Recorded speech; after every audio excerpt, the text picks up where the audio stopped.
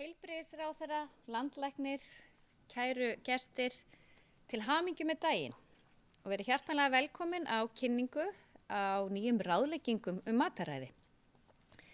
Við kynntum síðast ráðleggingar mataræði 2014 og núna erum við að kynna nýja ráðleggingar mataræði 2025.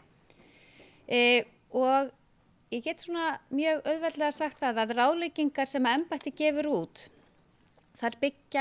þær er allar sameiginlegt að byggja á traustum vísindalegum grunni og þar eru ráðleggingar mataræði engin undantekning. Þær byggja á mjög sterkum vísindagrunni og ég get alveg sagt að það eru fáar ráðleggingar sem byggja á jafn sterkum grunni og ráðleggingar mataræði. Við fáum oft áskoranir og beiðnir það að gefa út ráðleggingar hitt og þetta sem að fólki finnst nauðsynlegt að fá ráðleggingar og stundum það svo að við höfum ekki nægilega sterka vísindalegan grunn til þess að byggja á, til þess að geta gefið út ráðleggingar. En það ásast ekki við ráðleggingar mataræði. Hér höfum við mjög sterkan vísindalegan grunn og munum fara yfir það hér. En ég ætla að bjóða fyrst okkar kæra heilbrigðisráðherra, hana Ölmu Möller, hjartanlega velkomin upp til þess að ávarpa okkur.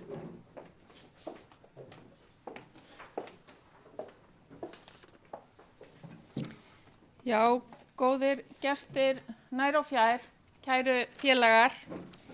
Ég ætla nú að byrja á því að bjóða nýskipaðan landlækni, Maríu Heimisdóttur, velkomna til starfa og óska henni heilla í störfum sem ég veit fyrir víst að geta verið vandasöm. En það sérstaklega ánægjulegt að vera með ykkur hér í dag og fá kynningu á endurskoðum ráðleggingum embættis landlæknis mataræði og bætt lýðheilsa er eitt mikilvægasta áherslumál okkar sem að látum okkur heilbrigði þjóðarinnar varða og því nauðsynlegt að hafa aðgengilegar og gagnreyndar leiðbeiningar mataræði sem skiptir heilsu okkar gríðarlega miklu máli.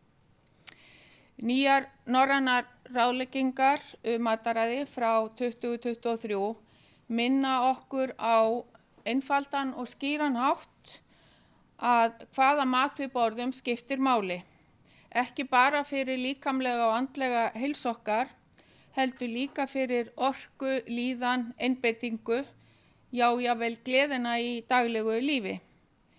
Við þurfum að skapa samfélag þar sem hollur og góður matur er sjálfsagður hluti dagsins.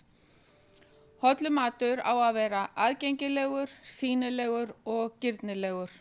Fyrir öll, ekki bara sum. Við þurfum að leggja áherslu á góðar samverustundi fjölskyldu og vina yfir hollri máltíð.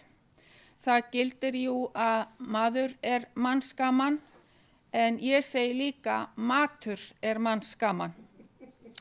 Það er í þessu samhengi brýnt að við leggjum sérstaka áherslu á börnin. Þau gera ekki eins og við segjum, þau gera eins og við gerum. Ef þau fá hollan og fjölbreyttan mat í leikskólanum, skólanum, íþróttahúsinu og heima, þá verður það hluti af vana þeirra. Og við vitum að lengi býr að fyrstu gerð. Þetta er ekki spurning að banna eða skamma, heldur að hvetja og styðja. Við þurfum að stefna því að gera holla valkostinn að auðveldasta kostinum. Vonandi komumst við þangað að holl matvara, eins og ávextir og grænmeti, verði aðgengilegri og ódýrari en sú óholla. Á sama tíma skiptir máli að styrkja fræðslu og þekkingu á hollri fæðu, sérstaklega hjá börnum og unglingum. Hér höfum við öll hlutverk sem foreldrar, kennarar, vinir, samstarfsfólk og stjórnvöld.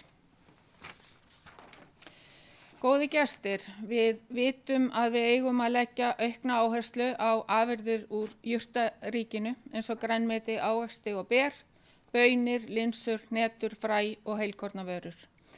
Einnig er áhersla á fisk og hóflega neyslu á mjólkurvörum. Mælt er með minni neyslu á rauðu kjöti, sérstaklega unnum kjötvörum og unnum vörum sem innihalda mikinn viðbættan sykur, mettaða fitu og salt. Og með því að fylgja ráðleggingum mataræði auðveldara að tryggja að líkaminn fái þau næringarefni sem hann þarf og við minnkum áhættu á fjölda langvinnra sjúkdóma eins og til dæmis krabbameinum, hjarta- og æðasjúkdómum, sykursýki, offitu, beinþynningu og fleiri. Og það gildir svo sannarlega að betra heilt en vel gróið. Ég veit að þetta mikilvægur áfangi fyrir starfsfólk embættis landlæknis og ég vil þakka öllum þeim sem að komu að gerð þessari leiðbeininga kærlega fyrir þeirra góðu vinnu. Þjóðfélagið á að styðja við heilsu og vellíðan, þannig byggjum við sterkara og heilbrigðara Ísland til framtíðar. Takk fyrir og góðar stundir.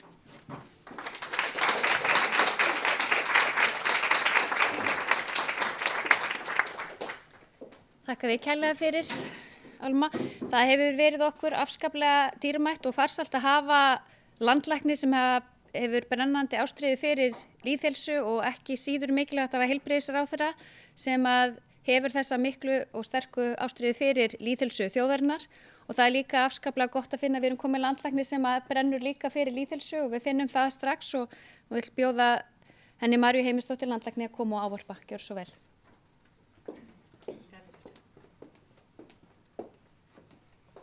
Góðan daginn og verið öll velkomin hingað í Nesstofu og til okkar á streyminu, þetta líka. Góð og viðeigandi næring ein undirstaða þess að viðhalda góðri heilsu, tryggja þroska barna og ungmenna og styðja við bata eftir veikind og slys. Og það að stuðla góðri næringu því ein mikilvægasta lýðheilsu aðgerð sem við getum ráðist í. Og þess vegna gefur embætti landlæknis reglulega út ráðleggingar mataræði og við erum einmitt hérna í dag til þess að kynna nýjar ráðleggingar en þær voru síðast gefnar út árið 2014. Þessar endurskoðuðu ráðleggingar sem við kynnum í dag eru byggðar á nýlegum norrænum ráðleggingum frá 2023 sem gefnar eru út af norrænu ráðherranefndinni en þessar norrænu ráðleggingar voru samdar af 400 óháðum sérfræðingum sem rýndu bestu mögulegu vísindaniðurstöður og önnur gögn sem völ var á. Faghópur frá háskólasamfélaginu og viðeigandi stofnunum kom síðan að endurskoðun íslensku ráðleggingana og mataræði á vegum embættis landlæknis. Ráðleggingarnar standa því, eins og heilbrigðisráðherra sagði, á sérstaklega sterkum vísindalegum grunni. Mér langar að þakka sérstaklega þeim Hólmfríði Þorgeirsdóttur og doktor Jóhönnu Torfadóttur sem eru verkefnastjórar næringar hér hjá embættinu en þær hafa borið hitann og þungan af því að koma þessum ráðleggingum til okkar allra. Ráðleggingarnar sem við kynnum í dag eru byggðar á fjölþjóðlegri vísindavinnu eins og ég sagði áðan en það líka tekið tillit til aðstæðna hér á landi. Norrænu ráðleggingarnar sem byggt á eru settar fram út frá jákvæðum áhrifum á heilsufar en fjalla líka sjálfbærni og umhverfisáhrif mismunandi fæðutegunda. Og þessar upplýsingar eru auðvitað aðgengilega líka í íslensku leiðbeiningunum. Markmiðið með því að gefa út nýjar ráðleggingar mataræði að bjóða upp á uppfærðar og traustar upplýsingar sem geta lagt grunninn að mataræði sem flestra og þannig stutt við og bætt heilsu og vellíðan og minnkað líkur á sjúkdómum eins og hjart- og æðasjúkdómum og sumum krabbameinum, sykursýki og fleiru. Þessar ráðleggingar eru hugsaðar fyrir fólk sem alla jafna hraust.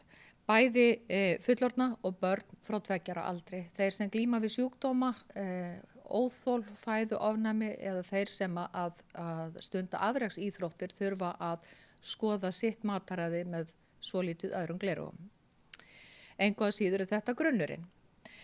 Þær hafa mikið lýðheilsugildi og ef við almenningur tilengum okkur þær að einhverju leyti eða miklu leyti þá hægt að draga úr sjúkdómsbyrði þjóðarinnar bæði til skemmri og lengri tíma og auka lífslíkur. Við vitum öll að það er ekki alltaf hægt að borða hollt og fjölbreytt. Það er stundum erfitt en aðalatriðið er að viðhalda ákveðnu heilsusamlegu fæðuminstri flesta daga. Það er eins og einhver sagði, maður fitnar ekki af því sem maður borðar milli nýjárs og jóla, maður fitnar ekki af því sem maður borðar milli jóla og nýjárs, heldur þess sem maður fer onni mann milli nýjárs og jóla. Já. Það má líka líta á ráðleggingar mataræði sem ákveðin leiðarvísi sem gott er að hafa aðgengi að, sérstaklega á tímum eins og núna þegar að misgóðar upplýsingar mataræði og lifnaðarhætti birtast iðulega bæði í fréttamiðlum og ég tala nú ekki á samfélagsmiðlum.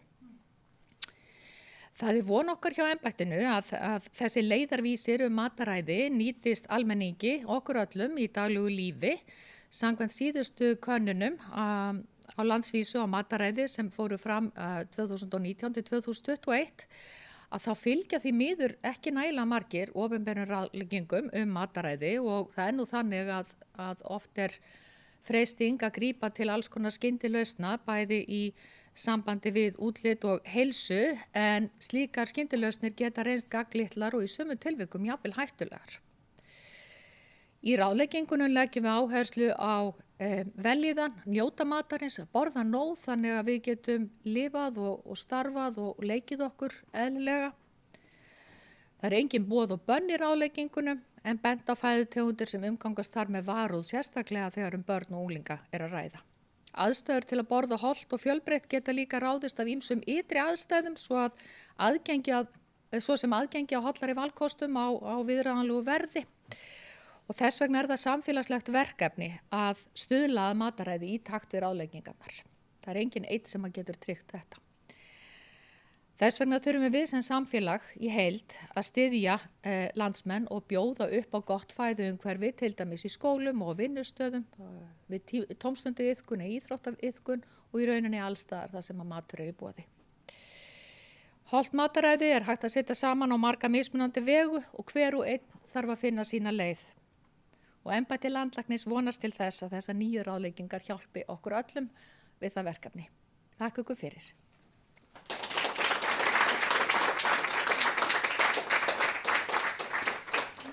Takk kærlega fyrir, María. Nú ætlum við að fá nokkur erindi. Við ætlum að fá 2 erindi, annars vegar svolítið þá þætti sem hafa áhrif á það hvernig við veljum það sem við látum ofan í okkur. Og svo ætlum við að fá erindi ráðleggingar mataræði í tengslum við umhverfið og umhverfisáhrifin áður en fáum svo kynningu á sjálfum ráðleggingunum. En ég ætla þá að bjóða hana Birnu Þórusdóttur sem er lektor í næringafræði við Háskóla Íslands að koma inn. Hún ætlar að fjalla áhrifaþætti fæðuváls hjá ungu fólki. Birna tók þátt í gerð norrænu ráðleggingana og var einn í ráðgefandi hópi fyrir endurskoðun íslensku ráðleggingana mataræði og næringarefni. Svo gjörðu svo vel, Birna. Takk kærlega. Heilbrigðisráðherra, landlæknir, kollegar og aðri gestir bæði hér á staðnum og á netinu. Og hvað er gaman að taka þátt í þessari uppskýrustund, kynningu nýrra íslensku ráðlegginga mataræði. Þær spretta sannarlega ekki upp úr tóminu, heldur er ótrúlega mikil vísindleg vinna margra aðila að baki. Það er eiginlega ótrúlegt að rifja það upp að það eru 6 ár síðan, nú er ég komin fram að mér, síðan ég hóf mína þáttöku í vinnu við að gera kerfisbundnar yfirlitsgreinar fyrir norrænu næringarráðleggingarnar 2023, mataræði fyrir heilsu okkar og jarðarinnar, sem er sá vísindlegi grunnur sem íslensku ráðleggingarnar byggja á. Og þá höfðu sumir hérna inni verið að vinna í nokkur ár á undan. En hollt og fjölbreytt mataræði er mikilvægt fyrir starfsemi líkama og huga, virkni og vellíðan frá degi til dags og á sinn þátt í að draga úr líkum á ýmsum sjúkdómum eins og heilbrigðisráðherra og landlæknir hafa komið inn á. Neysla á fjölbreyttri fæðu með áherslu á mat úr jurtaríkinu er jákvæð bæði fyrir heilsu og umhverfið og Katla segir betur frá umhverfisvinklinum hér á eftir. En þó ég tali uppskýrustund í dag þá er þetta fyrst og fremst upphaf. Framundan er mikil vegferð við að hvetja til uppbyggilegs samtals ráðleggingar og mataræði og vonandi ýta mataræði þjóðarinnar í átt að þeim, enda ekki vanþörf á. Við, eins og flest lönd í heiminum, stöndum frammi fyrir tvöfaldri byrði vannæringar. sem felur í sér bæði of lítið af einhverju, fyrst og fremst vítamínum, steinefnum og trefjum og þessum matvælum sem við vitum að eru holl og góð fyrir heilsuna. Og of mikið af einhverju, fyrst og fremst orku hjá sumum og matvælum sem ekki gera heilsunni gott. Þó matræði okkar sé eins fjölbreytt og við erum mörg, vitum við, að upp til hópa og þetta á við allan aldur og öll kyn, að þá mættu við borða meiri í samræmi við ráðleggingarnar. Og það má skjóta hér inn í að matræði barna á Íslandi reyndar vitum við afskaplega lítið eins og það í dag, enda nýjustu rannsóknir á úrtökum sem endurspegla þjóðina 10 til 20 ára gamlar og við þurfum bara fjármagn til þess að gera nýjar rannsóknir á því. En það er ekkert sem bendir til þess að í grundvallaratriðum sé matræði barna frábrugðið matræði fullorðinna.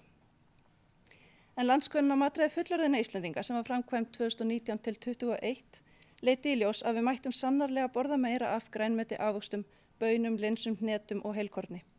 Og á móti mættum við borða minna af rauðu kjöti og unnum kjötvörum. Auk þess sláandi að næstum helmingur af orkunni kemur frá gjörunnum matvælum. En einföld leið til að minnka þeirra hlut í matræðinu er einmitt að borða meira af óunnum og lítið unnum vörum úr jurtaríkinu. Fiskur mætti vera vinsælli, sérstaklega meðal ungra kvenna, en einungis 1% kvenna á mínum aldri sem tóku þátt í landskönnun náði ráðleggingum fiskneyslu. En magur fiskur ásamt mjólk er helsti jóðgjafi fæðunar hér á Íslandi.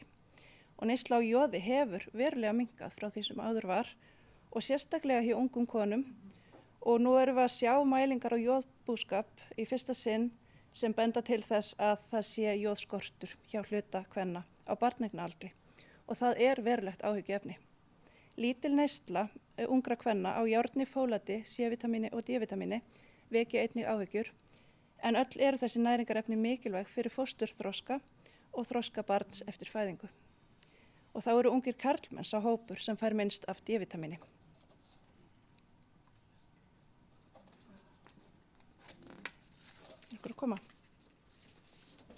Matræði ungs fólks skiptir margföldu máli. Þeir yngstu er að klára að ná hámarksvexti, beinþéttni, heilaþroska og fleiri slíkum þáttum. Og undirbúa sig fyrir farsælt framhald fullorðinsára og efri ára. Matræði kvenna og karla hefur áhrif á frjósemi og á meðgöngu og með brjóstagjöf fær barnið næringuna fyrir vöxt og þroska í gegnum móðurina. Þá má ekki gleyma því að foreldrar eru stærstu fyrirmyndir barna sinna hvað varðar matræði og eru þau sem leggja línurnar fyrir matræði fjölskyldunar og kaupa inn fyrir heimilið. Það er á okkar könnu hvers og eins að huga matræði okkar og þeirra sem við berum ábyrgð á, svo sem barna. En fæðuval okkar á sér ekki stað í tómarúmi. Með fæðuumhverfinu er átt við það umhverfi sem við erum í þegar við tökum ákvarðanir fæðuval og matræði. Matvöruverslanir, veitingastæðir, bakarí, mötuneyti og flestallir staðir þar sem við verslum í matinn eða borðum hafa verið hannaðir með það í huga. Rannsóknir sýna skýrt að hönnunin getur ýmist aukið sölu og neyslu á óheilsusamlegum eða heilsusamlegum mat. Margir gera vel, en aðrir hafa sóknarfæri til að sýna samfélagslega ábyrgð og hanna sína staði með lýðheilsu í fyrirrúmi. Stjórnvöld geta haft ótrúlega mikil sýnileg og ósýnileg áhrif á matræði fólks með stefnu sinni og aðgerðum eða stefnuleysi. Það eru til metnaðarfullar stefnur sem hafa verið unnar á vegum stjórnvalda undanfarin ár, meðal annars matvælastefna Íslands til 2040, stefnumarkandi áherslur í forvörnum, heilsueflingu og meðferð frá 2024 og aðgerðaráætlun beitingu efnahagslegra hvata til eflingar lýðheilsu frá 2020. En efnahagur hefur mjög sterk áhrif á fæðuval. Ég hvet stjórnvöld til að nota þessar stefnur og áætlanir, setja fjármagn í forgangsatriði og vinna markvisst að bættu matræði þjóðarinnar. Flókið upplýsingaumhverfi með ótal áhrifavöldum hefur áhrif ekki síst á ungt fólk, en því miður er of mikið af upplýsingum sem ekki standast vísindlega skoðun. Ráðleggingar matræði byggja á traustum vísindlegum grunni og eru frábært tól til að rata í gegnum frumskóg misgóðra upplýsinga, en það þarf að nota þær markvisst. Og loks er það nánasta félagslega umhverfi fólks og samfélagið allt sem hefur áhrif á matræði. Það þarf að vera samvinnuverkefni allra að færa matræði í átt að ráðleggingunum og tryggja jöfnuð til að allir njóti réttarins til viðunandi næringar. Með samstilltu átaki til að vinna að heilsusamlegu fæðuumhverfi og heilbrigðu matræði getum við séð margföldunar áhrif í þágu heilsu okkar og jarðarinnar. Takk fyrir mig.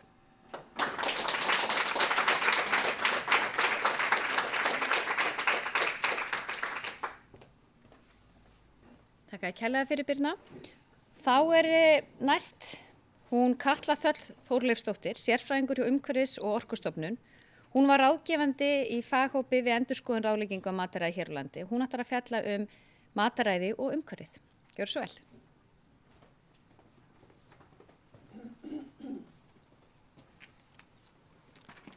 Takk fyrir þetta. Góðan daginn. Eins og fram kom þá heiti ég Katla Þöll og sérfræðingur hjá Umhverfis- og Orkustofnun. Minn bakgrunnur helst í umhverfismálum en ég elska þó að borða góðan mat og gef mér auðvitað flestir hérna inni kannast við það líka. En áhuginn minn afmarkast þó ekki einungis við það að njóta góðs matar, heldur hef ég líka sérstakan áhuga á því hvernig við förum að stuðla að sjálfbærni í mat. Mér langar því að fá nýtan tíma sem ég hef hér í dag til að segja ykkur stuttlega frá því hvernig sjálfbær mataræði og heilsusamleg mataræði haldast í hendur. Fyrst þá langar mér að byrja á að útskýra af hverju þetta viðfangsefni mikilvægt. Ef við tökum almennt yfir 200 ákvarðanir á dag tengdar mat og það því fjölmörg tækifæri fyrir okkur til að hafa jákvæð eða jafnvel neikvæð áhrif á heilsuna og umhverfið. Og þessar ákvarðanir eru allt frá hvað ætla ég að borða í kvöld, hversu mikið ætla ég að fá mér á salatinu sem matnum, ætla ég að fá mér samloku upp hér í næstu á morgun og svo framvegis. Þetta eru endalausar ákvarðanir. En þegar kemur að umhverfisáhrifum matar þá eru mörg atriði sem skipta máli en það ferli frá framleiðslunni yfir á diskinn hjá fólki bæði löng og flókin. Við getum spáð í vinnslunni, flutningnum, umboðunum og mörgum öðrum þáttum en það sem snýr að ráðleggingum mataræði sem eru auðvitað umfjöllunarefnið í dag fyrst og fremst hvað við borðum og í hvaða magni. En ég tel að það séu svona 3 lykilástæður fyrir því af hverju við þurfum að hugsa vel og vandlega mataræðið. Og númer 1, þá leggur mataræðið auðvitað grunn að góðri líkamlegri, andlegri og félagslegri heilsu okkar að velja. Og það því mikilvægt að velja mat sem bæði nærir og veitir gleði. Og gott mataræði styður einfaldlega við að ég hafi orku til að stunda hreyfingu, vinna vel og einfaldlega líða vel yfir daginn. Ef við skoðum svo umhverfisáhrifin, þá matvælaframleiðsla ábyrg fyrir mikilli losun gróðurhúsalofttegunda eða það bil 25–30% af losun á heimsvísu. Og það eru margir þættir sem spila inn í þegar kemur að umhverfisáhrifum matar, en það eru til dæmis landkerfisbreytingar, tap á líffræðilegum fjölbreytileika, ferskvatnsnotkun og margt fleira. En mismunandi matvæli einfaldlega krefjast mismikils af umhverfinu og því mikilvægt að einblína á þann mat sem hefur jákvæð áhrif á heilsuna og sem minnst neikvæð áhrif á umhverfið.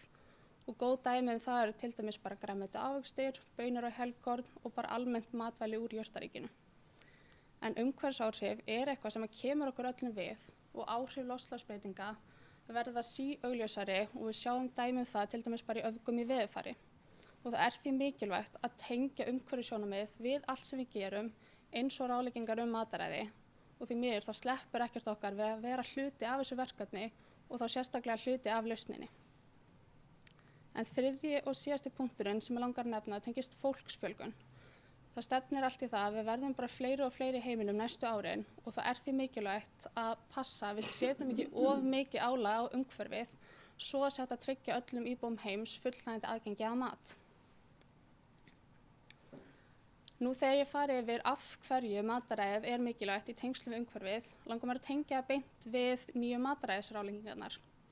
Íslensku ráðleggingarnar eins og fram hefur komið byggðar á nýjum ráðleggingum frá Norrænu ráðherranefndinni og eins og Birna fór betur á hann þær byggðar á góðum grunni. Og það sem einstakt við þessa útgáfu frá Norrænu ráðherranefndinni að umhverfisáhrif matar voru í fyrsta sinn formlega tekin fram í ráðleggingunum og að því leyti þetta ákveðin tímamót í ráðleggingum mataræði. En Norræna ráðherranefndin með skýr umhverfismarkmið í sínu starfi og ein af þeirra áherslum að fræða fólk umhverfisáhrif svo það geti tekið upplýstar ákvarðanir. Og Norræna ráðherranefndin óskaði því sérstaklega eftir að umhverfisáhrif matar væri gefið vægi í ráðleggingunum og umhverfisáhrif hvers fæðuflokks tekin fram og langar mér að hrósa þeim fyrir að hafa tekið þetta skref. Það þá mikilvægt að taka fram að heilsan alltaf sett í fyrsta sæti við gerð ráðleggingana. Ráðleggingarnar virka þannig að gefin eru upp viðmið fyrir ráðlega neyslu fyrir hvern fæðuflokk út frá heilsusjónarmiðum og í kjölfari og svo athuga hvort hægt að vera aðlaga þennan skala eða vinna inn á þessum skala í þágu umhverfisins án þess að missa þá nokkuð tímann sjónar af megin markmiðinu sem er alltaf heilsan. Og nær allar ráðleggingarnar héldust að mestu óbreyttar enda eiga sjálfbær og heilsusamleg mataræði bara ótrúlega margt sameiginlegt. Og niðurstaða ráðleggingarna að mínu mati í sambandi við umhverfisáhrifin er því að mörgu leyti að það mataræði sem er gott fyrir heilsuna er almennt gott fyrir umhverfið. Og að mínu mati er þetta algjörlega drauma niðurstaðan þar sem að hvort sem að fólk vil bæta mataræði sitt í þágu heilsu sinnar eða umhverfisins þá tikka nýju ráðleggingarnar í bæði boxin. En þessar niðurstöður varðandi samleið umhverfismála og heilsu er alls ekkert einsdæmi. Það er margt sem við gerum sem hefur jákvæð áhrif bæði á okkar heilsu og umhverfið og gott dæmi það er til dæmis bara að nota virka ferðamáta. Að ganga eða hjóla milli staða er frábær leið til að fá inn meiri hreyfingu í daglegt líf og í leiðinni draga úr þörf fyrir ferðamáta sem eru mögulega knúnir að jarðefnaeldsneyti. Og svo til að tengja þetta frekar við mataræði þá höfum við meiri orku í að ferðast gangandi eða hjólandi milli staða þegar við borðum næringaríkan mat. Og svo er eitt að lokum tengt umhverfisáhrifum matar sem ég verð að fá að nefna sem eru auðvitað matasóun. Eins og ég nefndi áðan þá krefst matvælaframleiðsla mikils af umhverfinu og er því dýrmæt auðlind og það er því algjört lykilatriði að gera allt sem við getum til að nýta þann mat sem við fáum og passa hann fari ekki til spillis. En það er ekki bara sóun á auðlindum, heldur líka bara peningasóun sem ég held að við getum öll sammælst að forðast. En til að taka saman þá er það minn draumur að fólk átti sig á að það skiptir máli fyrir okkur sjálf og umhverfið hvað við borðum. Við borðum oft á dag og eins og ég nefndi áðan þá tökum við 200 ákvarðanir á dag tengdar mat og hugsið ykkur bara hvað við getum breytt miklu ef við reynum að stýra jafnvel bara 10 þessara ákvarðana í 8-9 ráðleggingunum. Það hjálpa okkur ekki bara að tryggja gott jafnvægi næringu, heldur hjálpa okkur líka að lágmarka umhverfisáhrifin. Og mataræðið er því gríðarlega áhrifaríkt tól fyrir okkar eigin heilsu og umhverfið og nýju ráðleggingarnar mataræði eru því frábær leiðarvísir. Takk kærlega fyrir mig.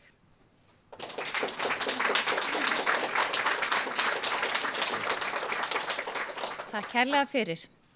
Og þá er komið að kynningu á sjálfum ráðleggingunum og það langar mig að bjóða þær Hólmfríði Þorgeirsdóttur og Jóhönnu Eirunu, hún kemur hér á eftir, sem ætla að kynna þessar og ég ætla að það eru engan hallað þegar þeirra þátt í því að koma þessum ráðleggingum í þennan búning sem við erum að kynna hérna í dag. Það eru endalausar ákvarðanir útlit, myndefni og annað og mér fundist ótrúlega vel heppnast hjá okkur og óska ykkur innlega til hamingju með þetta. En gjörðu svo vel, Hólmfríður.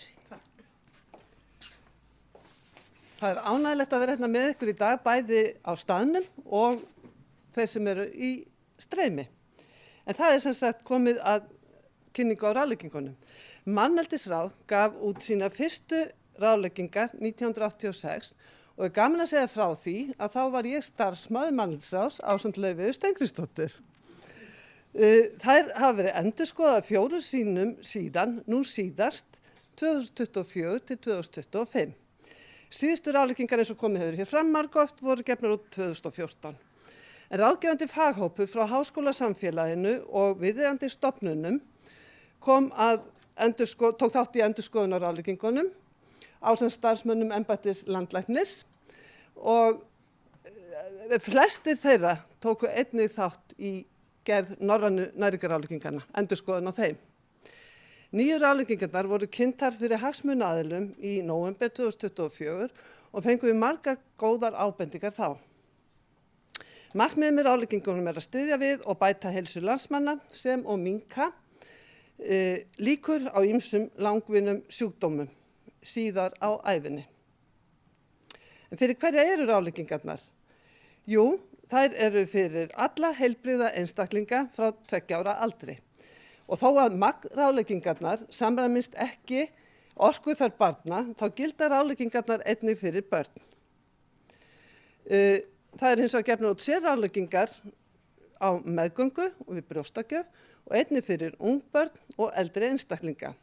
Sömuleiðis getur þurft sértækar ráðleggingar fyrir óvenjulegt álag eins og fyrir einstaklinga með sjúkdóma við afreksíþróttafólk og vegna ofnæmis og óþols eins og komið hefur hér fram. Þær eru hugsaðar til að stuðla að góðri heilsu en ekki fyrir meðferð. En þær geta þó líka verið stuðningur eftir meðferð fyrir algengustu ósmitbæru sjúkdómana og þá erum við að tala um hjarta- og æðasjúkdóma, sum krabbamein og sykursýki af tegund 2. Og á hverju byggja þær, eins og margoft hefur komið hérna fram í dag, þá byggja þær á norrænu næringarráleggingum en þær eru vísindalegu grunnur fyrir ráleggingarnar hér á landi eins og á hinu Norðurlöndunum og í Eystrasaltslöndunum. Norrænu ráleggingarnar voru kynntar hér á landi síðasta sumar. Það eru birtar upplýsingar 36 næringarefni og þá erum við að tala orkuefni eins og fitu, prótein, kolvetni og svo framvegis og vítamin og steinefni og 15 fæðuflokka eins og ávexti, grænmeti, kjöt og fisk og fleira. Viðmiðunargildi fyrir orku og næringarefni voru birt á síðasta ári og þau byggja á mati á neyslu hjá heilbrigðu fólki. Þau eru alveg í samræmi við norrænu næringarráleggingarnar nema fyrir D-vitamin og það er hefð fyrir því að við höfum hærri ráleggingar fyrir D-vitamin hér á landi vegna legu lands og sólarleysis. Eins og hefur líka komið fram þá tökum við líka tillit til aðstæðna hér á landi og nýtum niðurstöðu landskönnunar í því og síðasta könnun var framkvæmt 2019-21 og eins og kom fram hérna hjá henni Birnu að þá er verulegur skortur á upplýsingum mataræði barna og unglinga. Og við erum með 6 ára frá 2012 og 9 og 15 ára frá 2003. Þannig að nú horfi ég til heilbrigðisráðherra. Það þarf fjármagn, jæja. En hér sjáu þið sem sagt bæklingin sem var gefin út á síðasta ári viðmiðunargildi fyrir orku og næringarefnin, sem sagt orkuefnin og vítamin og steinefni. Í ráleggingum mataræði er búið að færa vísindalega þekkingu þörf fyrir einstaka næringarefni yfir í einfaldar ráleggingar fæðuval. Þannig að fólk þarf ekki að vera að hugsa einstök næringarefni. En eins og líka hefur komið fram að þá vegur heilsan þyngst við gerð ráleggingarna. Aðrir þættir hafa ekki áhrif á magn rálegginga, einstakra fæðuflokka eða fæðutegunda. Og þó að þessi fjallað umhverfis áhrif í ráleggingunum, þá hefur það ekki áhrif á magnið í ráleggingunum. En hvað hefur breyst? Jú, það er fjallað áfengi, orkudrykki, kaffi og te í fyrsta skipti í þessu ráleggingum. Baunir, ertur og linsur eru nú flokkaðar með próteingjöfum og meiri áhersla á þessar fæðutegundir. Áður voru þær flokkaðar með ávöxtum og grænmeti og töldust með í 5 skömmtum af ávöxtum og grænmeti. Magn rálegginga hefur breyst í sumum tilfellum. Það er ráðlagt meira magn nú af ávöxtum og grænmeti, sömuleiðis af heilkorni og heilkornavörum. Það er hins vegar ráðlagt minna magn af rauðu kjöti. Mjólkurráleggingin er aðeins breytt, það er gefið bil frá 350 til 500 millilitra eða grömm á dag og svo tölum við ekki núna minni viðbættan sykur í ráleggingunum af því þetta eru fæðutengdar ráleggingar, heldur að takmarka neyslu á salgæti, snakki, kökum, keksi og sætum drykkjum sem innihalda oft mikið af viðbættum sykri, fitu og salti. En þá erum við komin að ráleggingunum og þetta er svona yfir ráleggingin að njóta fjölbreytta fæðu með áherslu á mat úr jurtaríkinu sem er ríkt af grænmeti, ávöxtum, berjum, baunum, ertum, linsum, kartöflum og heilkornavörum. Einnig er mælt með að borða fisk og hnetur og nota jurtaolíu í matreiðslu, hóflegri neyslu á fituminni mjólkurvörum og lítilli neyslu á rauðu kjöti. Takmarka ætti hins vegar eða sleppa neyslu á unnum kjötvörum, áfengi og matvælum sem innihalda mikið af fitusalti og sykri, sem sagt svona mikið unnum vörum. Gott er að gefa sér góðan tíma til að njóta matarins og borða með athygli án áreitis. Nú mun Jóhanna fara nánar í ráleggingarnar.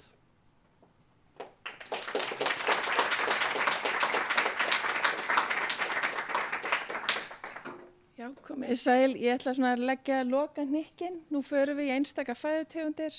Þetta er ótrúlega gaman að vera að segja frá þessu. Við erum búin að vita þetta svo lengi. Það er gaman að koma þessu loksins út. Og já, við erum aðeins að auka skammtinn fyrir ávexti og grænmeti og nú munum eftir að nú er búið að taka burstu baunirnar. Þannig að nú er þetta bara ávexti, grænmeti og ber. Við þyrstum að borða svona 500 til 800 grömm á dag. Frábært ef við náum nálægt 500. Það þarf ekkert endilega að fara hærri en það, en það er allt í lagi. Það er bara, við segjum helst 8 skammt á dag. Af hverju erum við að mæla með þessu?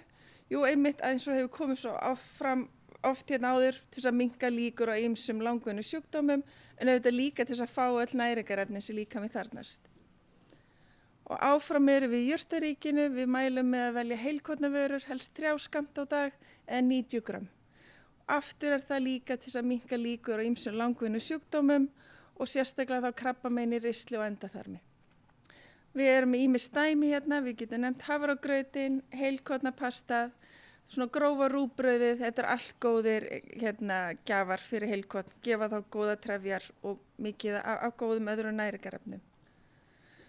Við settum saman núna svona helstu próteingjafana og fyrst og fremst leggjum áherslu á fiskinn, að við veljum það sem máltíð 2 til 3 viku, líka sem álegg og við erum þá að tala svona 300 til 450 grömm á viku.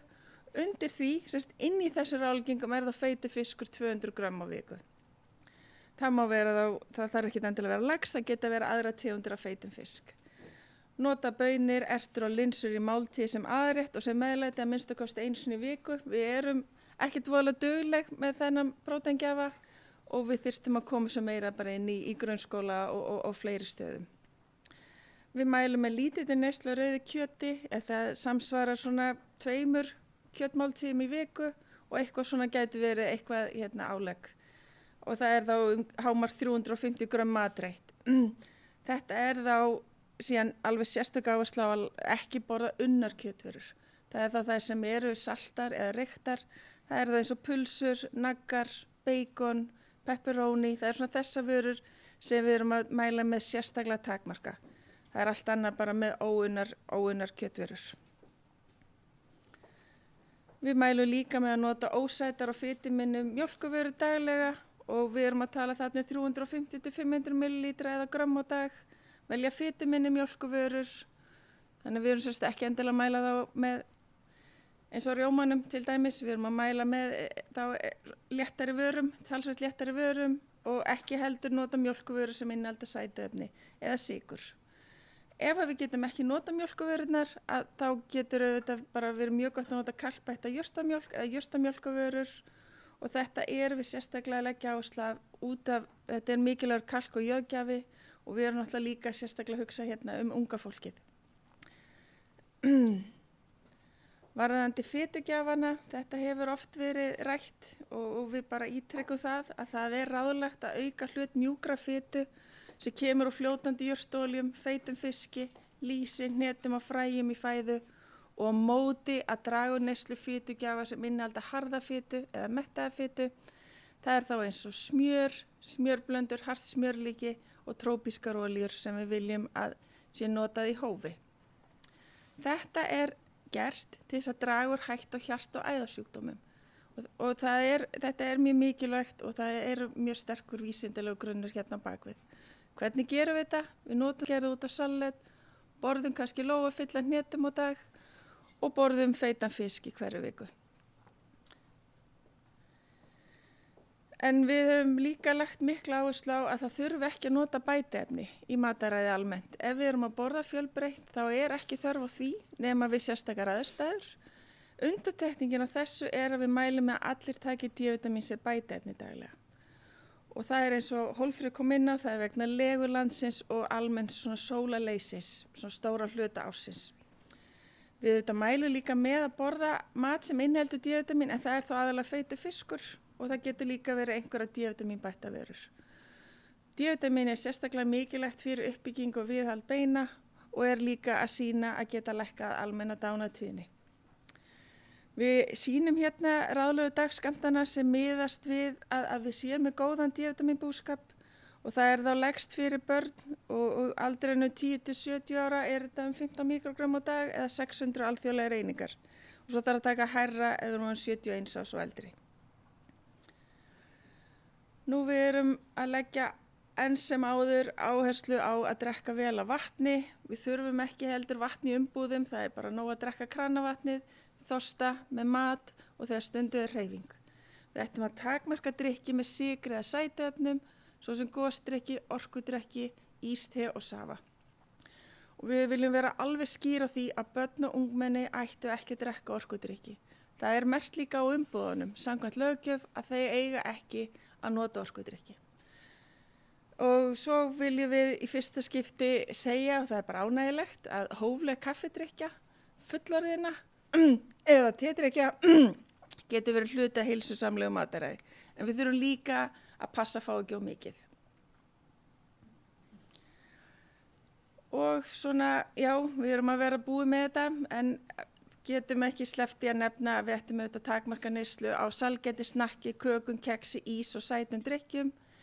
Þetta er allt í lagi af og til, sem hluti af heilsusamlegu mataræði, þetta er meiri lagi í litlu magni af og til, sérstaklega ef við borðum almennt heilsusamlega. Af því að þetta dregur þá úr hættu á hjarta-æðasjúkdómum, sykursýki og tannskemmdum. Saltið, hún Birna sýndi okkur að þetta er svona einn af stærstu áhættu þáttunum á heimsvísu, að við fáum mikið salt með mat. Og það er mælt með því að við fáum ekki meira en 6 grúm á dag sem samsvarar teskeið. Það stærstu hlutin kemur úr tilbúnum matvælum, þetta er ekki það sem við erum sjálfa að salta og mikið saltneysla getur hækka blóðþrýsting og aukið þá líkur á hjarta- og æðasjúkdómum. Þannig við mælum með að nota aðrar tegundir af kryddi heldur en salt við matagerð og líka reyna að velja skráargatsmerkta vörur. Og við líka mælum með að forðast áfengi. Af því að notkun eykur líkur á krabbameini í meltingavegi og brjóstum og getur líka leitt til lifrarsjúkdóma og er tengt aukinni dánatíðni og minni lífsgæðum. Og það þarf alltaf að segja það, börn, unglingar og barnshafandi ættu ekki að nota áfengi. Og lokum viljum við bara þakka kærlega þessum ráðgefandi faghóp sem að vann með okkur og studdi okkur dyggilega. Allt frábært fólk, kemur mesturleitur Háskóli Íslands, en líka frá Háskólanum Akureyri, Sjúkrahúsinu Akureyri, Þróunarmiðstöð íslenskrar heilsugæslu og voru virkilega dýrmæt í þessu ferli öllu. Bara kæra þakkir. Og hér sjáum við nýja fæðuhringinn sem aftur endurspeglar samsetningu mataræðisins eins og við viljum sjá það. Hér er mikil áhersla á fæðutegundir í jurtaríkinu og við erum hérna með ávextir, grænmeti, ber, heilkornavörur, jurtaolíur, baunir, þannig að við sjáum hvað þetta tekur mikið pláss í fæðuhringnum og svo erum við þá með minni hlut fyrir afurðir úr dýraríkinu. Þannig að við þökkum bara kærlega fyrir okkur og búin að vera mikið af góðum erindum inn í dag, virkilega gaman að sitja þetta allt svona saman, góður uppskýrdagur og ef að það er einhverju sem að kannski myndi vilja spurja, þá er það velkomið, ein, tvær spurningar inn í lokin, en annars kannski bara verða gott. Já.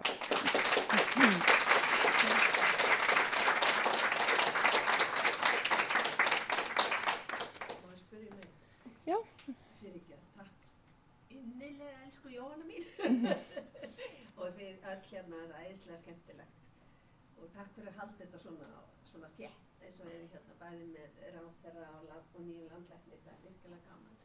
Ég ætla að tala þessu hérna börnin og rannsóknir á mataræði. Við gerðum þarna milli 2003 og 2012-13. Og þá gerðum við þarna alveg fjölda manns, eða sem fjölda aldurshópa. Við þurfum að láta þig á mikrofónu svo streymið heyri líka. Streymið. Ég er bara að kommenta á rannsóknir á mataræði barna. Við gerðum það milli 2003 og 2012. 35 ára, 9 og 15 ára og 6 ára og svo höfum við nokkru sinnum fyllt ungbönnum. Bara undirstrika mikilvægi þessa að þetta hefur verið gert fyrir sjálfsafla fé og samkeppnissjóðum að mestu leyti. Af því að við stýrum þessu á Rannsóknastofu í næringarfræði en auðvitað með diggu samstarfi við embætti landlæknis en við gerðum þessar rannsóknir alla saman en á síðustu öld var sem sagt vandlis á algjörlega gerði á skólaböndum en þetta bara svo rosalega mikilvægt og fyrir samkeppnissjóðum núna. Já, það ánga með minnast á ráðleggingarnar, þetta auðvitað allt og mikið fyrir börn en það þarf svona aðlaga það í bæklingu fyrir leikskóla og skóla og slíkt. Takk fyrir.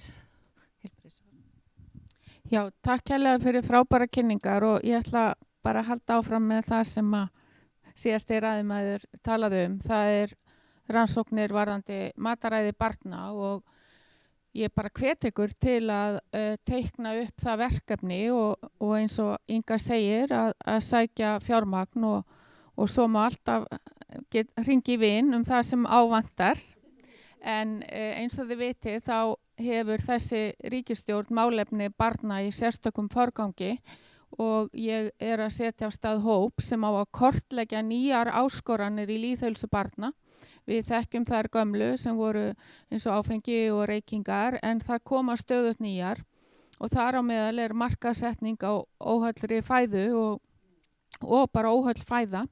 Þannig að það myndi tala algjörlega inn í það því að við verðum að setja lýðheilsu miklu sterkar á dagskrá vegna þetta það best fyrir okkur öll og okkar lífsgæði en heilbrigðiskerfi ræður auðvitað ekki við þessa miklu aukningu í langvinnum sjúkdómum og eins og ég kom inn í mínu erindi að við verðum að beita virkum forvörnum og heilsu eflingu og mataræði svo sannarlega mikilvægt þannig að bara gerum þessa könnun á mataræði barna.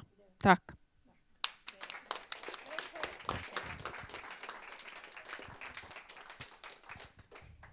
Takk kærlega þetta já, gjörðu svo vel. Takk ykkur öllum fyrir þessa frábæru kynningu sem hefur verið hér í dag og ykkur sérstaklega sem hafi borið hitan og þungan af því að koma þessum ráðleggingum í að gera þar aðgengilegar fyrir okkur öll. Ég held nú að niðurstaðan verði svo að við tökum ráðherra á orðinu og förum í það núna að skoða með hvaða hætti við getum hrint af stokkunum nýrri rannsókn á mataræði barna og unglinga af því að lengi býr að fyrstu gerð og við þurfum að tryggja það að við höfum góð gögn sem við getum byggt á til þess að ráðleggja foreldrum og ungu fólki mataræði þessu hóps.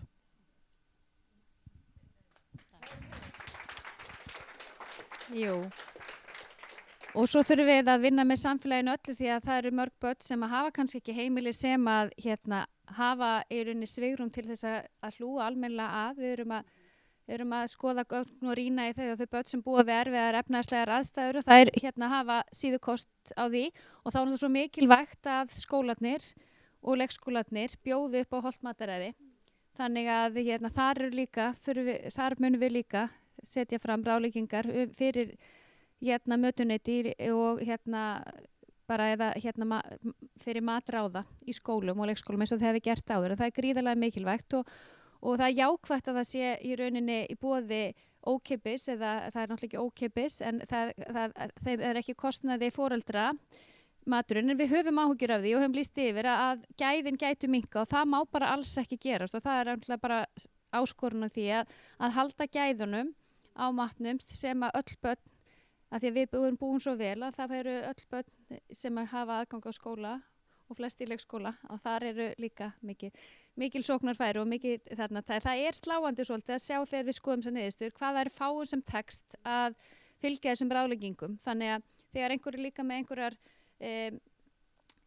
gagnrýnisraddir varðandi ráðleggingarnar að þess við sjáum það ekki alveg í heilbrigði þjóðarinnar þá þarf að taka inn í að það eru mjög fáir sem ná að fylgja því og við þurfum svolítið að skoða hvaða af hverju ná svona fáir að fylgja þeim og við þurfum líka að tryggja það að niðurgreiða það holla valið að ávextir og grænmeti séu í boði fyrir alla og ég hef sagt á sögu einhvern tímann að það í þætti í samtali við Önnu Sigriði sem hér með okkur að ég man eftir því það var mjög sárt að heyra ungt barn grátbiðja bláber út í búð og mamma segi nei við höfum ekki efni á því.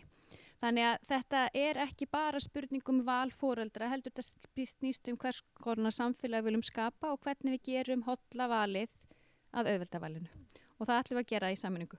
Takk hella fyrir að koma og takk fyrir að vera með okkur í dag.